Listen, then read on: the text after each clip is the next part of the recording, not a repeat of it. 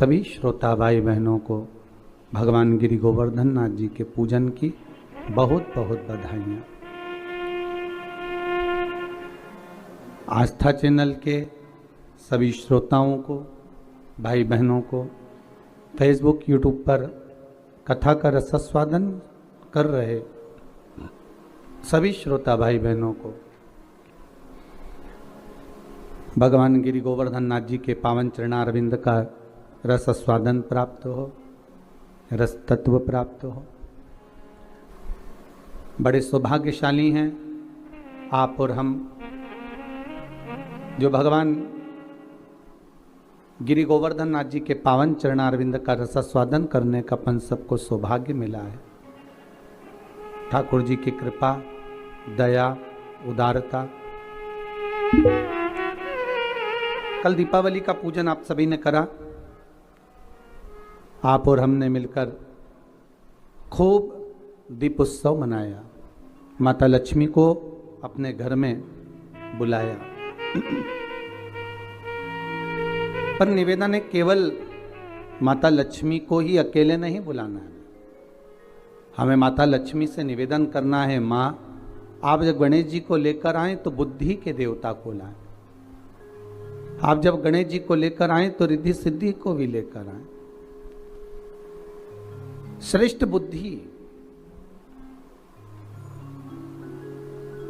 श्रेष्ठ विचार और मन का शुद्ध भाव हमारे भीतर प्रवेश करे। घर में केवल अकेली लक्ष्मी ही श्रेष्ठ नहीं होती।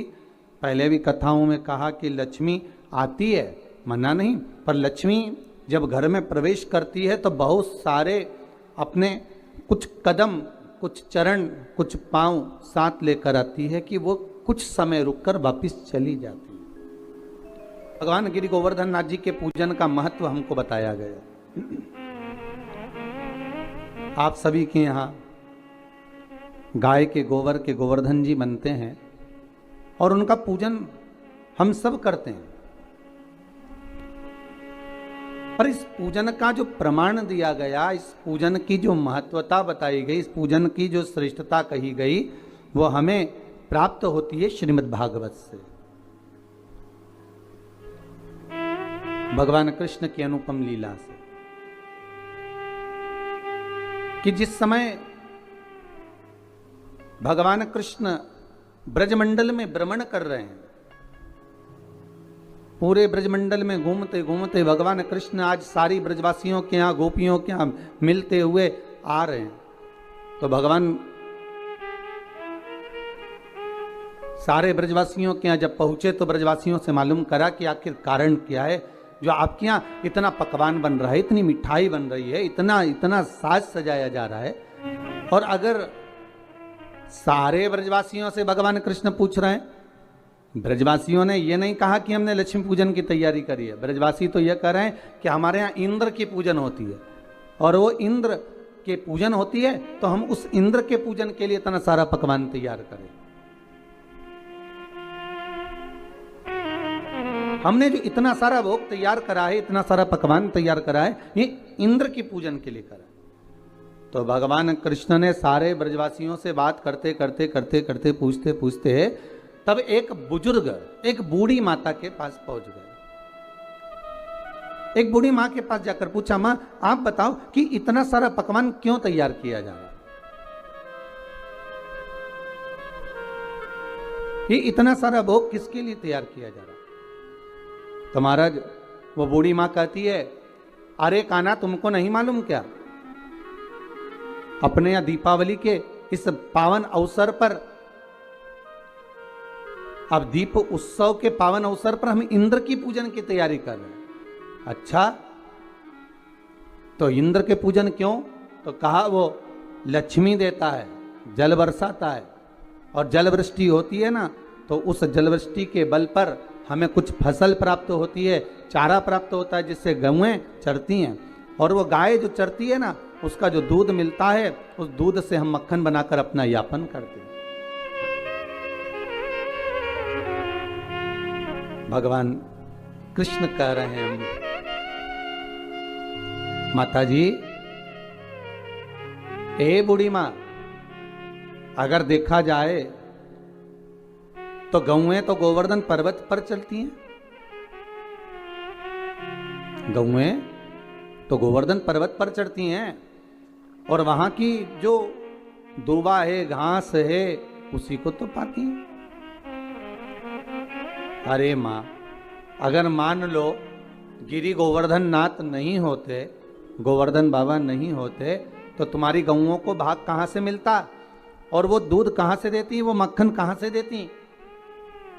मेरे ठाकुर ने इंद्र की पूजन को ये नहीं कि बंद करवाया, मेरे ठाकुर ने तो केवल इतना कहा है कि प्रकृति रहेगी।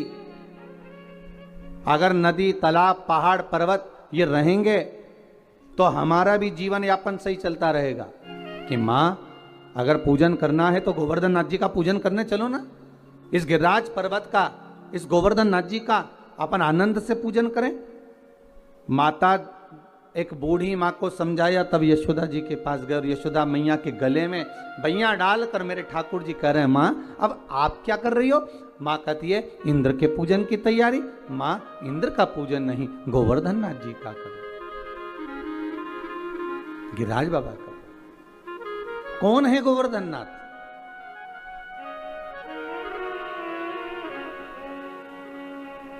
जिस समय पर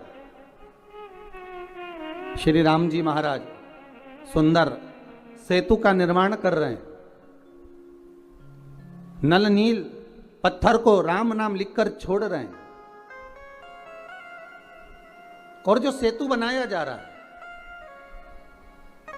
उसमें श्री हनुमान जी महाराज से कहा, जाओ जल्दी जल्दी पत्थर लेकर आते जाओ। हनुमान जी महाराज भी गए।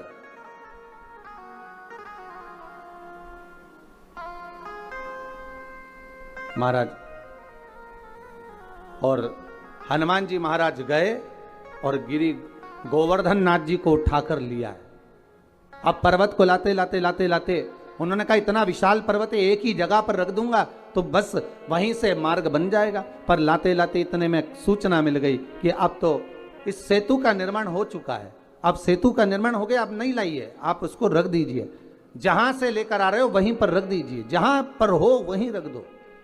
श्री गोवर्धन नाथ जी को सारे बंदर, जितने भी बानर थे, सारे के सारे जो पर्वत ला रहे थे, हनुमान जी ने जैसे ही गोवर्धन नाथ जी को नीचे रखा, सारे बानरों ने उनके ऊपर शिलाओं को रखना प्रारंभ कर दिया।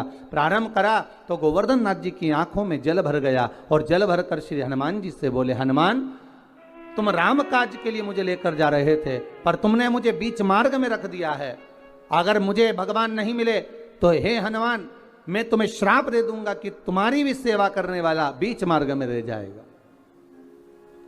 हनुमान, जिसको मिलाने के लिए लेकर आए हो, कम से कम एक बार उसका दर्शन तो करा देते, एक बार उससे मिला तो देते। हनुमान जी की आंखों में जल भर गया। हनुमान जी महाराज ने राम जी से जाकर कहा, नाथ, वो गोवर्धन पर्वत तो मुझे श्राप दे रहा है, गोवर्धन नाथ जी की वो कंदराएं मुझे श्राप दे रही हैं। बाबा राघव जी, हे प्रभु जी, आप बताओ मैं क्या करूं।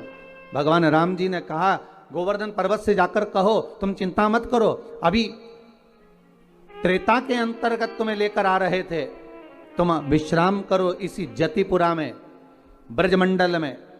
जब भगवान राम का अगला अवतार होगा, कृष्ण अवतार, तब स्वयं भगवान कृष्ण, आप जो प्रतीक्षा कर रहे हो, जो बाट जो रहे हो, जो इंतजार कर रहे हो, भगवान स्वयं राम कृष्ण का अवतार लेकर आएंगे और भगवान कृष्ण बनकर आकर आपकी पूजन करेंगे। देखिए, शिव महापुराण में भी पहले वर्णन किया कि आप अगर इंतजार कर रहे हो, आप भगवान की बाट जो रहे हो, इंतजार कर रहे हो, प्रतीक्षा कर रहे हो, विश्वास रखकर भगवान का भजन कर रहे हो, एक दृढ़ता बनाकर, एक भरोसा रखकर, विश्वास रखकर, दृढ़ता रखकर अगर भगवान की भक्ति में डूबे हो, तो ये पक्का है, आज नहीं तो कल मेरा महादेव, मेरा ठाकुर, मेरा राम, मेरा कृष्ण आपको मिलेगा जरूर, प्राप्त जरूर होगा।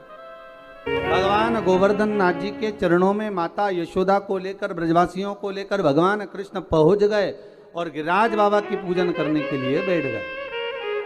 अब ध्यान दीजिएगा महाराज, यहां पर भगवान कृष्ण गोवर्धन नाथ जी के सामने सारी सामग्री लेकर जो जो बनाकर लाए थे सब रख दिया और सब रखकर हाथ जोड़कर बैठ गए।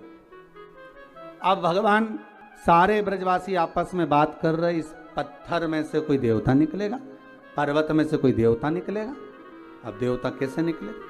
सारे ब्रजवासी बात करने लगे, ये नंद बाबा को छोरा ने तो पूजन करा दी, पर इसमें से कोई देवता निकलेगा ही नहीं। इंद्र होते तो अभी तक खाकर चले जाते, भोजन कर कर चले जाते।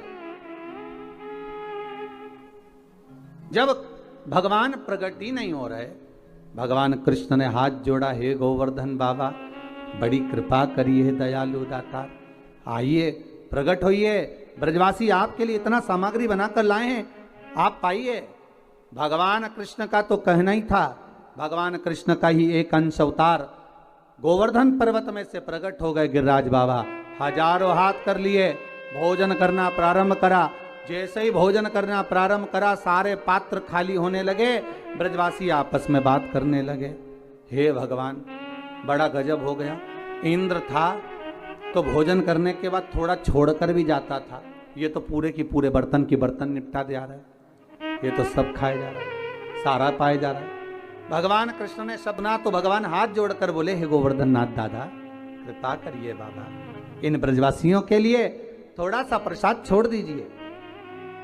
गोवर्धन नाथ जी ने आवाज कर कर कहा, आकाशवाणी कर कर कहा, सुनो कृष्ण, इन ब्रजवासियों ने मेरे को खाने से रोका है, इसलिए आज के बाद मैं केवल भाव से जीवने के लिए आऊंगा। और महाराज तब से मेरे गोवर्धन नाथ भाव से जीवते। आप भी अपने घर में जब भोग लगाते हो,